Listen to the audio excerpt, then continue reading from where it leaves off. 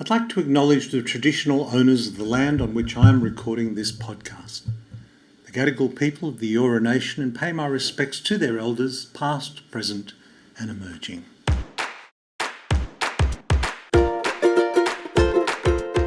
Hello and welcome to Unstress. My name is Dr. Ron Ehrlich. Well, you will have heard of IQ, of course. Today we are going to be exploring EQ, emotional intelligence.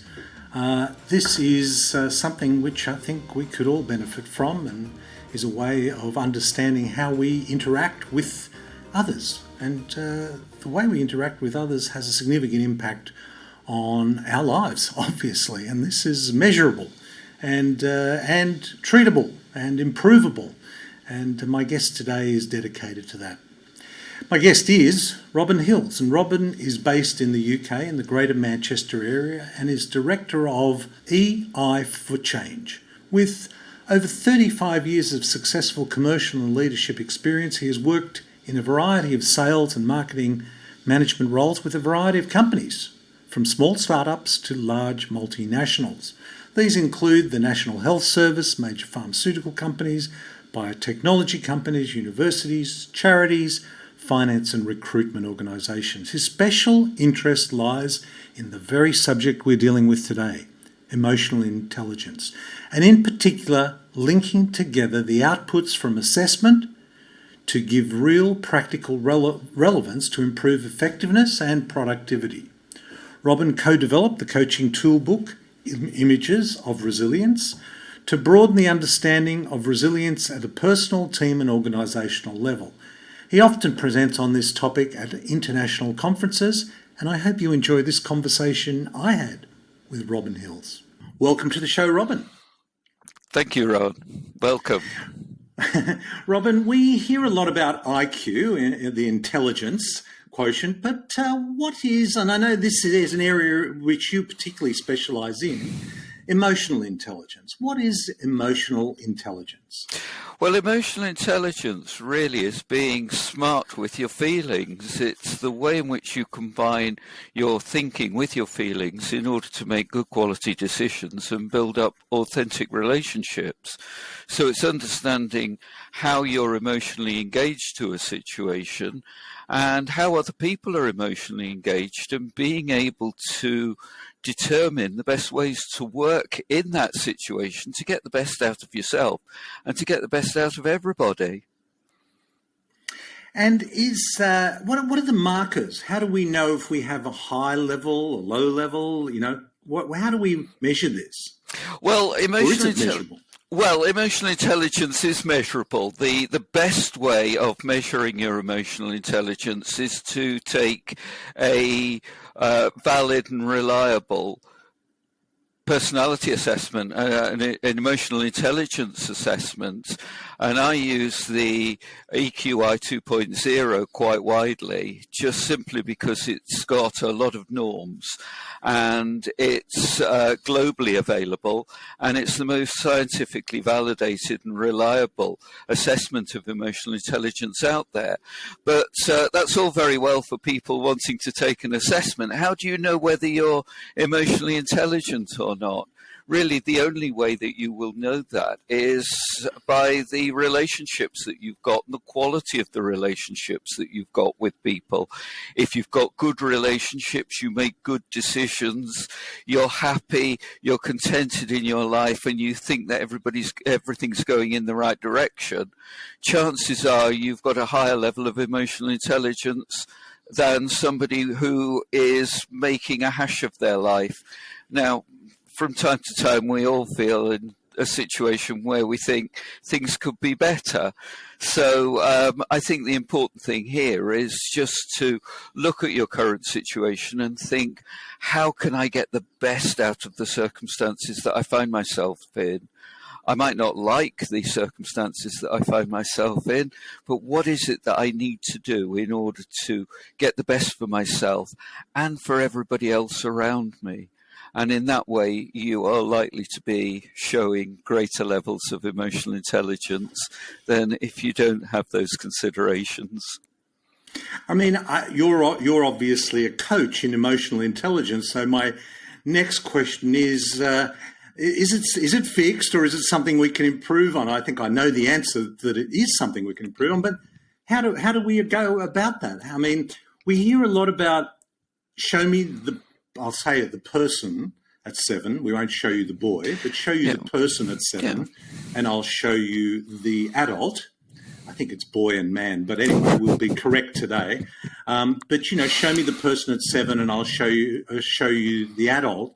And I imagine a lot of our social intelligence, emotional intelligence, is really built in at that fundamental level. Yes, I think it is. But the great thing about emotional intelligence compared with cognitive intelligence, IQ, is that emotional intelligence can be continually refined, developed and improved upon up until about the age of 70. So in the work environment, you have an almost infinite opportunity to be able to develop and grow your emotional intelligence. Unfortunately, our cognitive intelligence is fixed around the late teens, 17, 18. So there's not a lot that we can do in order to improve our cognitive intelligence. But cognitive intelligence and emotional intelligence are not highly correlated. So if you've got a high level of a high level of cognitive intelligence, it doesn't mean to say that automatically you're going to be emotionally intelligent. The great thing is that if you are highly cognitively intelligent, you've actually got a bit of an advantage, because you can apply your intellect to your emotions. And a lot of people with high levels of cognitive intelligence don't like that idea, because they have to be smarter with their feelings. And a lot of people don't like their feelings because they can't be measured and they can't be worked with in the same way as logical analysis. Yeah, I know I've been exposed to the Myers-Briggs assessment. Is that a measure of emotional intelligence too? I actually like the Myers-Briggs type indicator. I'm qualified step 1 and step 2. It's a coaching tool, Ron, and if it's used well with a qualified practitioner, it will actually help you in terms of your emotional intelligence, because one of the fundamental core components of emotional intelligence is self-awareness. And what the Myers-Briggs type indicator allows is for an exploration of your preferences, how you work with them, how you express them, and how you use them. And so obviously it helps you with your emotional intelligence. I mean, in that instance, it was asking, are you an introvert? Are you an extrovert? Are you judgmental? Are you give us a little bit of because I'm intrigued about this EQ120 and some of the questions that it might ask. I mean, is it a very long and drawn out questionnaire, or it is, can you give us a bit of a clue as to how it's structured?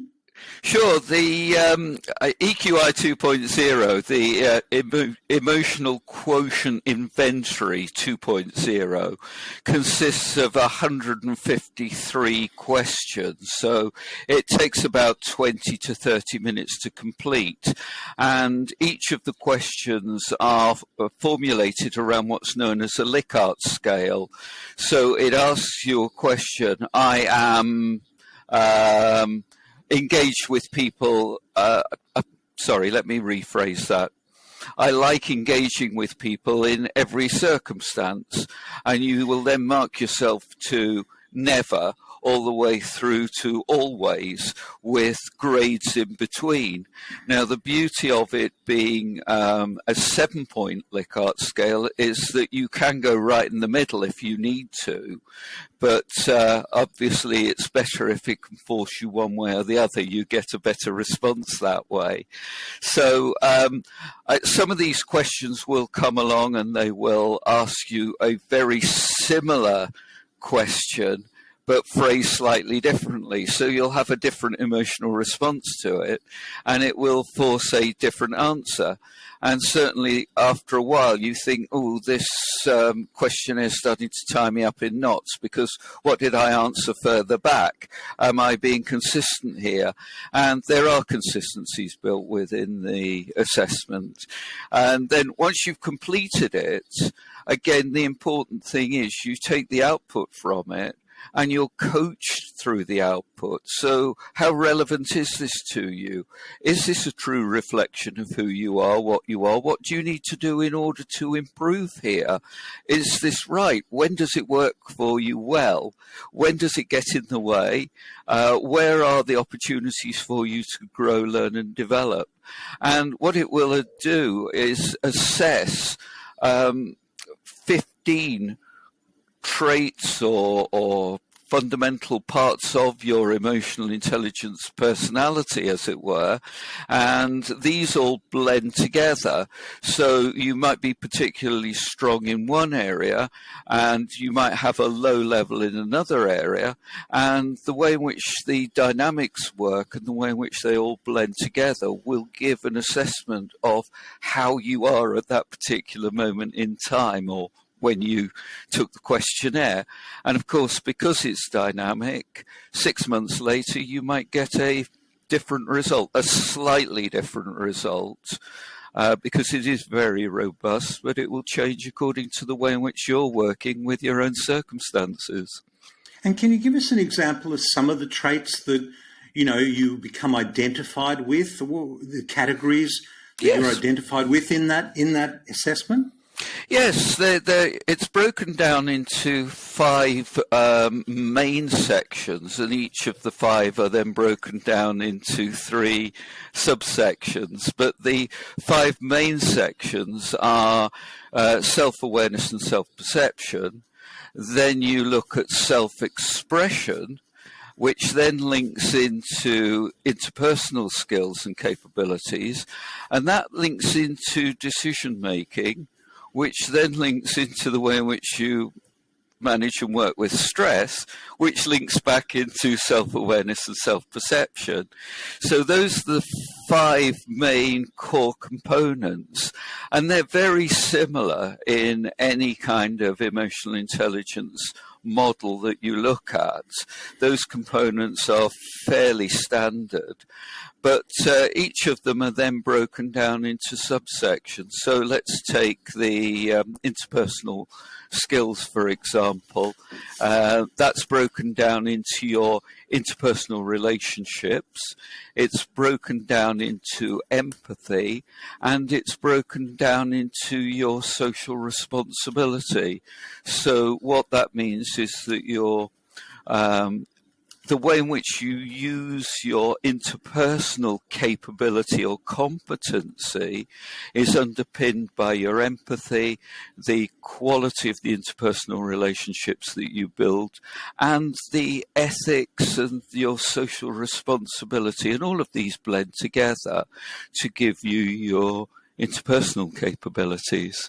Now, all of the other parts of the EQI 2.0 are broken down, and each of those can be measured. So within the EQI, you can look at the level of empathy that you've got, and you don't want your empathy to be so high that you are so empathetic towards anybody and everybody that you are too empathetic, which means that you'll burst into tears when somebody falls over in the street because you can feel their pain and you can feel their anxiety. But at the same time, you don't want it to be right at the other end of the scale where you have absolutely no understanding of the emotions of other people and you have no ability to empathize with other people. The ideal is somewhere, I wouldn't say in between, not right in the middle. It's about 7 or 8 out of 10. That's the kind of figure that you're looking for when you're. Yes, that's the sweet spot. A little bit too much. It's a strength overplayed. It then becomes a big liability for you. Anything a little bit lower might not be a problem because there are other compensating factors. But if you're aware that you have, say, low empathy, you can then be more on the lookout for it if it then becomes a problem for you. So each of these scales has a sweet spot, and it's a case of working with the sweet spots for yourself just to make sure that you are trying to work as well as you possibly can within that area. What's the history of this sort of study of emotional intelligence? I mean, is it a relatively new exploration, or can I even say science? Yes, you can. It's a social science, and it really was kind of highlighted back in the 1930s with Howard Gardner's multi-intelligences. It's the interpersonal, intrapersonal intelligences blended together. And then Peter Salovey and Jack Mayer from Yale University did some academic studies in the late 80s, early 90s, and these were published in the academic journals. But emotional intelligence was really only brought into the public consciousness 25 years ago when Daniel Goldman, an American psychologist and journalist, published his books. And from the publication of Daniel Goldman's books, the whole of the emotional intelligence arena has kind of mushroomed.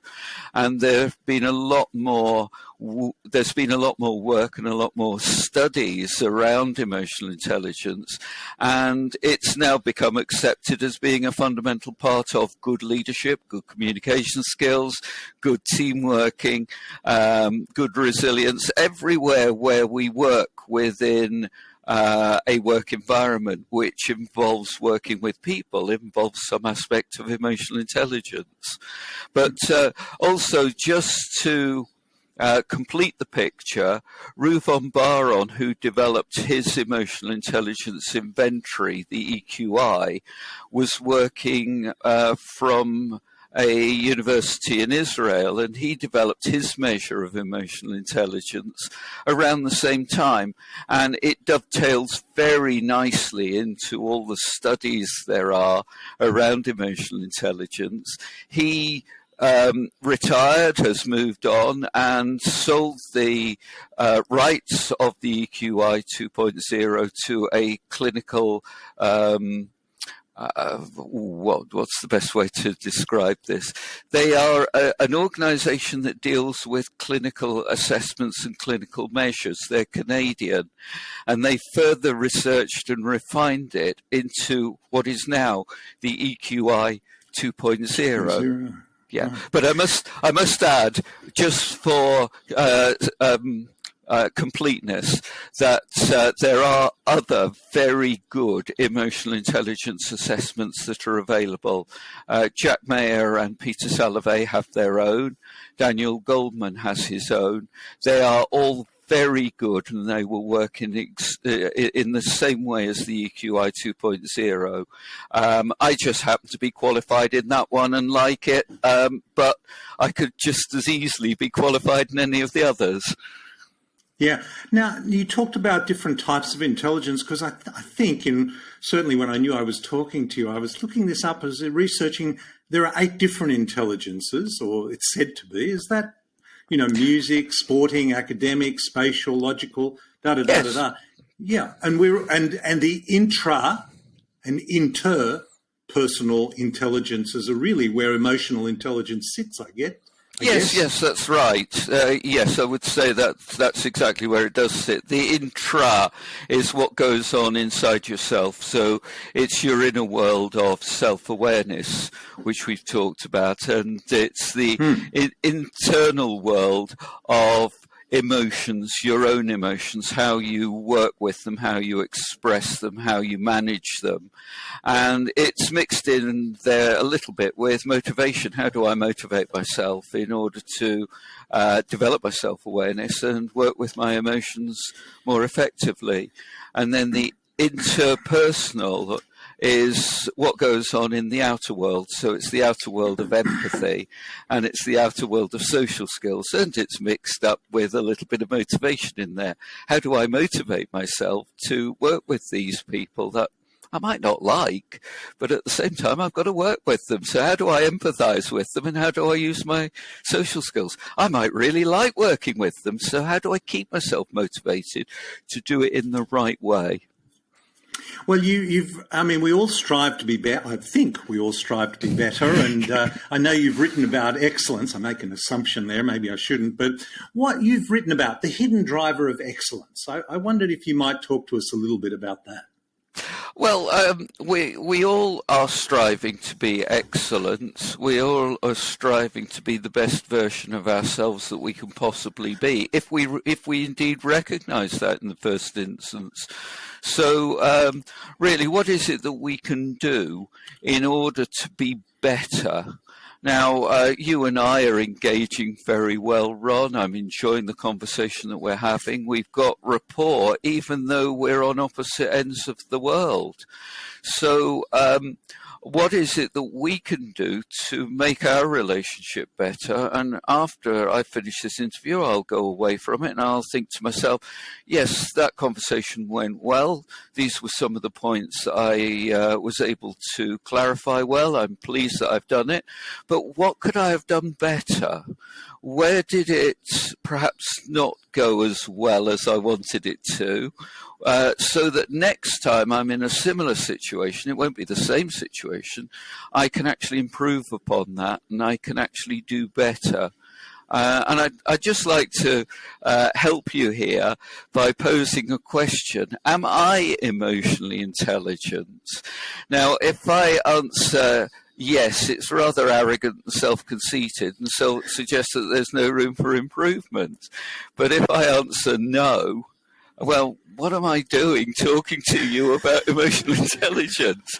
So the question's wrong. Really, it's work in progress, and I'm still working on my emotional intelligence, and I've still got a few years before the opportunity for me not to develop my emotional intelligence occurs, because I reached the grand old age of 70. Like I say, I'm a few years off that, but what is it that I can do to improve my engagement and to do things better? There are going to be certain circumstances where I go into an engagement and I come out of it and I think, yeah, that went really well. I'm pleased with the way I interacted. And then there are other times when I'll go into a similar situation and completely screw up. I'm human like you, so I can learn from it. Well, I'm reading there that self-reflection is the key.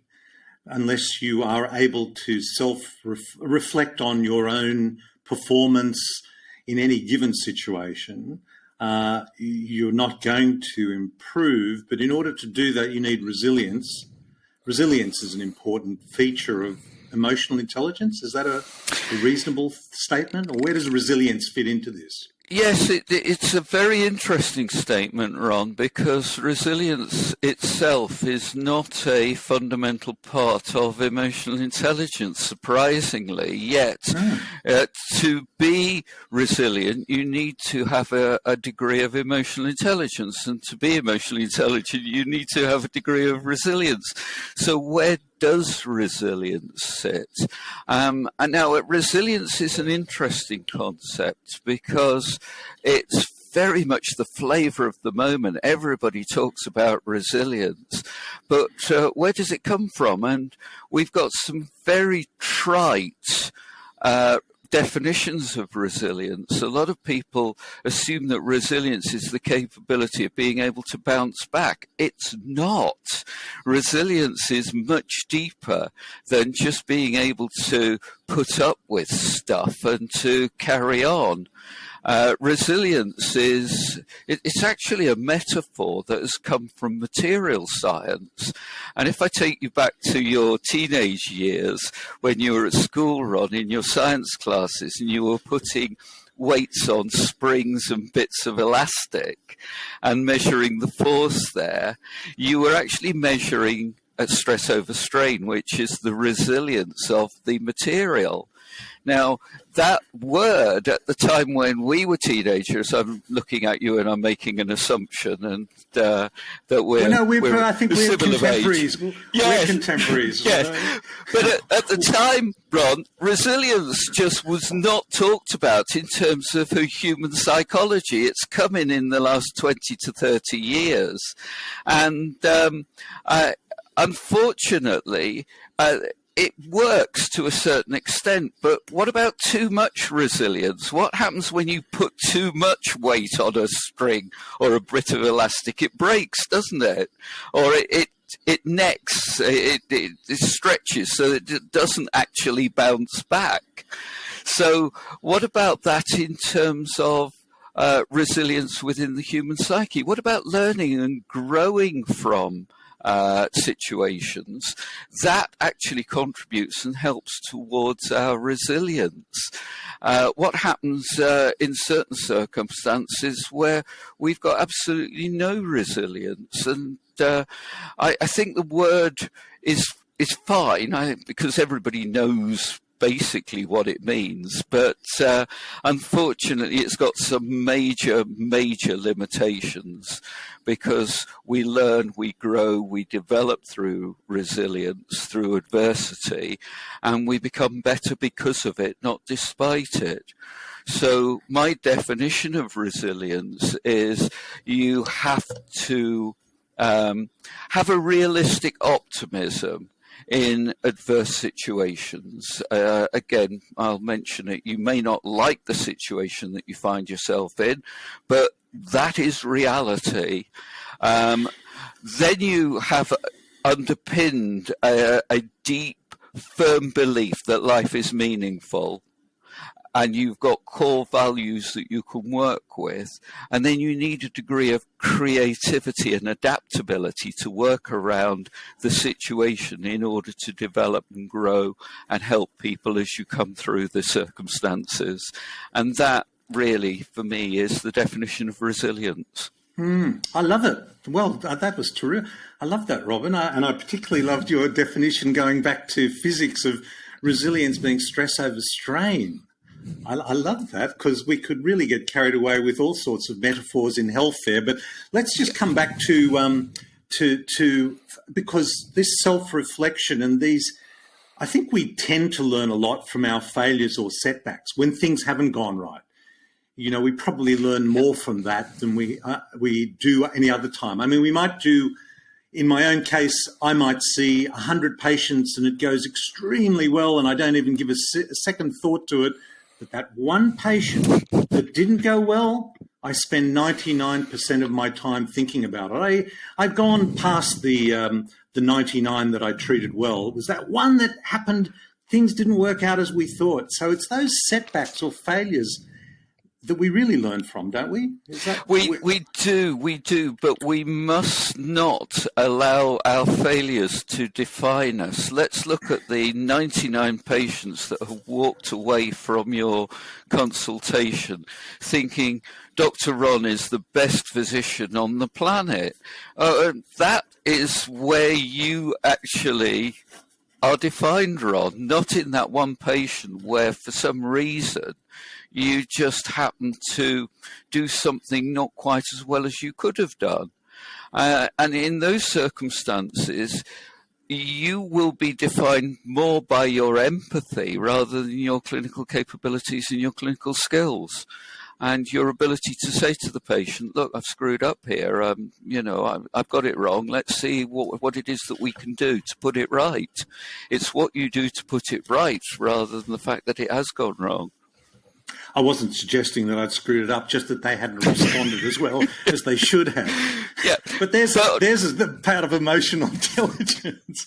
Yeah, let's accept that there are going to be times when perhaps your clinical judgment is it's just not as good as it could be. You're human, Ron. You're not an automaton. You're not a robot. So you're making a judgment based around what the patient is telling you, around what the circumstances are, what you know of the current situation, your medical knowledge, and all of those things. So, within that, there's wiggle room. Yeah. And occasionally you'll go outside of the parameters, not because you want to, but for circumstances beyond your control. That's where you go. Yeah. No, I think my point about making that was that those situations offer us an opportunity for real self-reflection about what we're doing, how what we do impacts on others. Could we have done things differently? Or you could just say, nothing I did had any influence on that. It was just, and how you deal with that issue. But back onto personality types, because I wanted to talk about, there are different personality types. Can we identify personality types? Is it kind of there are 5 or 10 different personality types? Is it as quantifiable as that? Well, if we go back to the Myers-Briggs type indicator assessment that we spoke about earlier, this is the work of Carl Jung that was further developed by Isabel Briggs and her daughter. Do you know, I've forgotten her name. It's just gone straight out of my mind. Probably ended in Briggs, though, wasn't it? Yes, it was. It was Isabel Myers-Briggs, and her first name's Garner. Anyway, Myers and Briggs, it was a mother-daughter combination, and the two of them further developed the work of Carl Jung. And through their work, they have defined 16 personality types based upon the way in which people get their energy, the way in which they take in information, the way in which they process information, and the way in which they choose to orientate themselves in the world. So we have this scale of introversion and extroversion. We have this scale of sensing and intuition. We have this scale of thinking and feeling, and we have this scale of judging and perceiving. Now, what Myers-Briggs as a type indicator does is it gives you an indication of your preference. So it's not an absolute, it's not a measure of strength, it's just giving you an indication of your strength of preference. So in terms of extroversion, introversion, it's not saying that you are extroverted or introverted. You have a preference for extroversion or you have a preference for introversion. And what they define by that is where you get your energy from. As an extrovert, or somebody with an extroversion preference, do you get it from the outside world of people and things? And that's where you get your energy from, by going away and talking about things and engaging with other people? Or do you have an introversion preference, which is a preference for your internal world? It's as if you have a kind of battery system and you get your energy by quiet reflection. So at a party, both types will be outgoing, talkative, they will engage with people a lot, they will get a lot of buzz from the environment. The person with the extroverted preference can carry on all night, and after the event they'll go on to something else or they'll talk to people back at home, whereas somebody with an introversion preference from time to time will just have to go away from the situation just for a few moments, quiet reflection, just to get their energy back up to a level where they can go back and engage. Now, anybody observing that would probably think, oh, they're all extroverts. Well, they're not.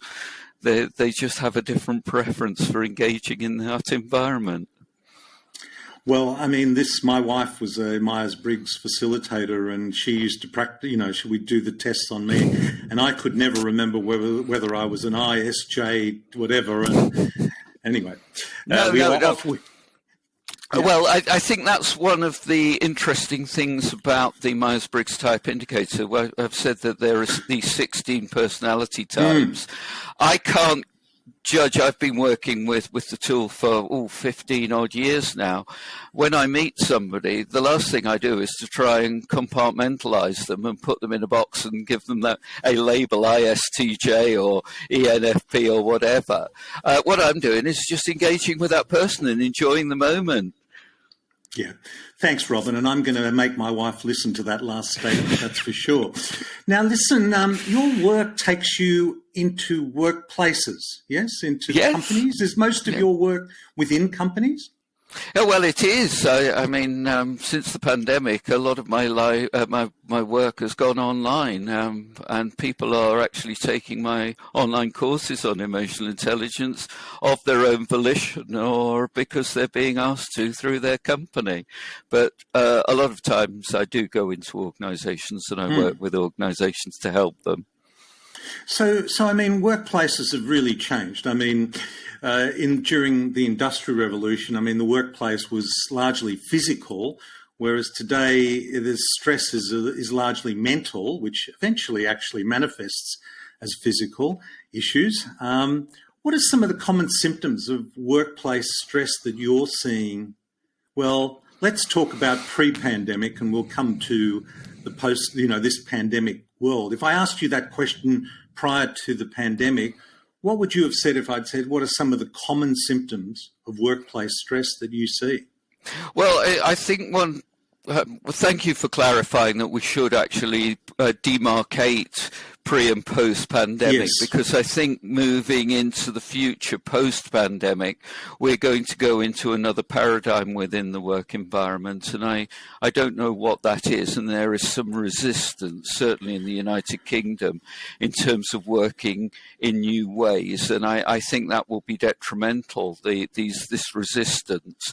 But going back to pre-pandemic, I think we were moving away from the kind of industrialized, militaristic ways in which people are working in siloed teams with a sergeant major at the helm of the team instructing, barking orders and telling people what to do, to a more loose, empathetic environment where people were empowered to make their own choices and their own decisions, with a focus on doing things in the right way for the right reasons and for doing it at the right time. And I think we were starting to see some changes, and where a lot of the stress and a lot of the resistance was lying, and a lot of the issues around pressure and well-being, is where an organisation was insistent on, this is the way in which we're going to do things, and you will conform to our way of doing it. It's our way or the highway. Whereas I think a lot of people were suddenly realising that, yes, that worked back at the end of last century, but now we're into the 2020s, where people have their own capability of making their choices and making their decisions. And as long as the attitude is right, and as long as the ethos is right, then they should be allowed to work more fluidly and manage themselves and manage their own decisions. I mean, I've seen this pandemic as a tremendous opportunity for health. I know that sounds like an odd thing to say, but it is true, because as we reflect on our health more than ever before, it's an opportunity to improve it. Now, the work environment post-pandemic, or we're not even post-pandemic, but pandemic, post the start of this pandemic, has forced us to reflect on so many of our practices. What have you seen as the biggest changes that have come about? And you mentioned resistance in the UK to some of those changes. Are people wanting to go back to the pre-pandemic model? I think a lot of organisations and the UK government are very keen to get people back into the workplace. But I think a lot of organisations and a lot of people are resistant to that, because they've learned through the pandemic that you don't need to be in the office to be effective. You don't need to be sitting there 9 to 5. You don't need to have to sit there 2 hours at the beginning of the day and 2 hours at the end of the day in a traffic jam or waiting for public transport to go to where you live or to go to your place of work. And I think a lot of people have learned that a lot more work can be done virtually. Now, a lot of people are very resistant to that. A lot of senior managers are very resistant to it, and a lot of the government officials are very resistant to it, and they're actually saying, you will be back in the office. Well, yeah, in certain circumstances, if you work on the factory floor and you have to use a large bit of technical equipment, you've got to be in that office. But if you're doing a piece of work that can be done virtually, then there's absolutely no reason why it can't be done virtually. And I think a lot of organizations are rethinking. There are some very good organizations that are shedding their very large offices because they don't need them, and they're downsizing their offices and working with their people to work in a way that will work for them for their future. They'll become leaner, they'll become fitter, they'll become a lot more adaptable, a lot more quickly. They will survive. Those organizations that are going to be insistent that everybody has to be back in the office because we need to see the whites of everybody's eyes 9 to 5 because otherwise they're not working, people will choose to leave. They'll go and work for another organisation where they've got the flexibility to build in childcare or parent care or quality of life. So if somebody wants to take a walk in the countryside between 2 or 3 every day, that's their choice. As long as they actually produce the outcomes that need to be defined and need to be measured, doesn't matter whether they do it at between 2 or 3 in the afternoon or between 2 or 3 in the morning, as long as the person's got the capability to do it and it doesn't affect them adversely. But coming back to, and I totally agree with you, and I think it's a wonderful opportunity because I think people are realising what a high price they pay for commuting to and from work, yeah, and how much more quality time they have, both to contribute to work and their home life.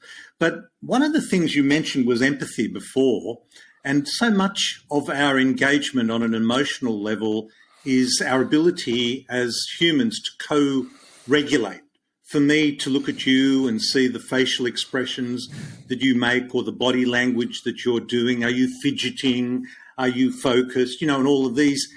What are some of the challenges to that kind of social engagement that a distant working relationship has? I mean, we're all learning it to some degree over the Zoom and our different platforms.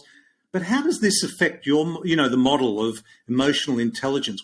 Does it pose a new challenge? Oh, most definitely. And I think you've hit the nail on the head there, Ron. It's the ability to be able to empathise with people and to be able to engage with people at a social level. And, as human beings, we're social beings. We need interaction and we need interconnection. And I think the better model for the workplace environment is allowing people to choose what will work for them and what is right for them. So going back to the introversion-extroversion scale, there are going to be a lot of people who have a very strong preference for introversion that are quite happy to spend 5 days a week at home, not engaging with other people. Well, perhaps not 5 days a week, 4.5 days a week. But at some point, they do need that engagement with other people. Now, there are some people with very strong extroversion preference that need a lot more engagement. So I think it's up to each individual to choose. Do I want to be in the office? Now, let's assume we're talking about an environment where the person has full control of choosing whether they can work at home or whether they can work in the office. Let's take the organisational decisions out of that.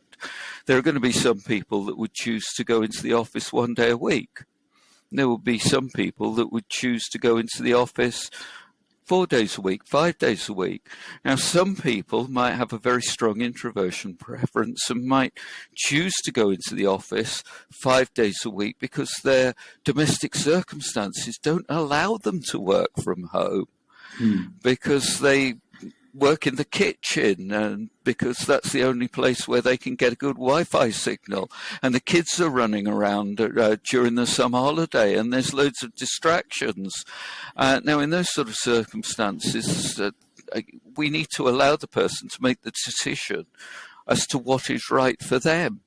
But I think it is right that every organisation says what we would like is a minimum of 1 or 2 days a week within the office. And then it's up to the teams to decide, right, if everybody's coming in on a Thursday, please make sure that you are in the office between these times, because we can get together as a team, we can work together as a team, we can plan as a team, we can make the decisions that we need to make, because if you're not here, we're not going to be able to do it as a team, or you're just going to have to accept the decisions that we will make in your absence. I mean, I can only see positives in that, because if we go to work 5 days a week, our engagement with people may be different it would definitely be different than if we were there for that special occasion. The 1 or 2 days where engagement with people that we work with is critical. That must have a very significant, I would imagine that would have a significant impact on productivity and the emotional intelligence of an organisation. I would say it goes so far as to you're ensuring then that you have a good quality relationship, because it's limited by the fact that you're only together for a short period of time. Right, what is it that we need to talk about? Let's talk about that. Let's have an engagement. If we need to build up the relationship, let's go and have a coffee together. Let's go and have lunch together. Now, you will know in certain circumstances there's going to be a time when working virtually with a particular individual works to an extent, but it needs to go somewhere else. It needs to go deeper. In those sort of circumstances, you get to the point where you're very frustrated by the medium, and you say to the person, right, well, let's meet up. Suddenly, when you're meeting up with that person, you can talk at a deeper level, just simply because you're seeing all the body language and all the other little bits and pieces that you were alluding to earlier on. But so it's up to everybody to decide what it is that they need through their own levels of self-awareness, empathy, emotional intelligence. Robin, just finishing up, because if we have the people listening to this now and going, this emotional intelligence, I'd really like to explore this a little bit more. I haven't really explored it to any degree. What would be 2 or 3 tips that you might give somebody who's interested in exploring this? We'll, of course, have links to your online courses, but putting that aside, how would people start to engage and explore their own emotional intelligence? Well, I think in the first instance, building up your understanding and awareness of emotional intelligence, what it is and what it means for you, is a good start. Now, you don't need to go to the extent of taking an emotional intelligence assessment that we spoke about at the beginning of the interview, but there are some very good books, some blog articles. There are some groups that you can join on Facebook, on LinkedIn, just to find out a little bit more about this. I would refer you back to Daniel Goldman's books. They are very, very good, but they're not an easy read. So I would suggest that if you really are interested, get some books on emotional intelligence and read about them. Take the Myers-Briggs type indicator assessment with very much an open mind and be coached through it. Look at it as an opportunity to learn more about yourself. Look at what your strengths are. Don't look at your limitations. Don't look at your weaknesses. That's the easy bit to fall into. It's this 1% of things which don't go right. Look at the 99% of things that do go right. What is it that makes you different? What is it that makes you special? Live it, breathe it, build upon it. Learn to engage with people at a deeper level. Learn to adapt and become more empathetic. So read look out for it when you're watching films, when you're watching things on the television. Just watch how other people are interacting and think to yourself, how would I have interacted in that situation? What decisions would I have made? Would it have been better? Would I have done it the same way? Would it have been worse? And just continually look at ways of thinking about yourself differently, but in an affirmative way, a positive way, an appreciative way. Well, Robin, what a great note to finish on. And thank you so much for joining us today. We'll have links to your site and your courses, and we really appreciated you sharing your time with us today. It has been my pleasure, Ron. Thank you ever so much. And I'm at the beginning of the working week, and this is a brilliant start to my working week. Thank you. Thank you. Well, there's emotional intelligence, and the book that Robin was referring to was written by Daniel Goldman on emotional intelligence, and the Myers-Briggs is a very interesting questionnaire that you can do that will give you a profile, your own profile, and the type of program that Robin uses is the EQI 2.0, so that we can have links to those in our show notes and you can explore what your emotional intelligence is. But isn't it good to know you can always improve things? Now, there's another quotient that we often are, in fact, it's the whole purpose of this program. You have IQ, you have EQ, and there's a thing called HQ. And HQ is your health quotient. And your health quotient, as I understand it, is a combination of your health and your understanding of the health issues. And if you're listening to this, I think you're improving your health quotient every episode. I know I certainly am. Look, I hope this finds you well. Until next time, this is Dr. Ron Ehrlich. Be well. This podcast provides general information and discussion about medicine, health, and related subjects. The content is not intended and should not be construed as medical advice or as a substitute for care by a qualified medical practitioner. If you or any other person has a medical concern, he or she should consult with an appropriately qualified medical practitioner. Guests who speak in this podcast express their own opinions, experiences, and conclusions.